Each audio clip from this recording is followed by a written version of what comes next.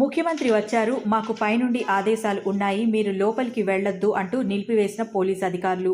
ముఖ్యమంత్రి వెళ్లే వరకు మేము వాహనాలను, నార్మల్ ప్రజలను అనుమతి ఇవ్వం అంటూ హుకుం. ప్రభుత్వం, పోలీసుల చర్యలతో అసహనం వ్యక్తం చేస్తున్న సాధారణ ప్రజలు.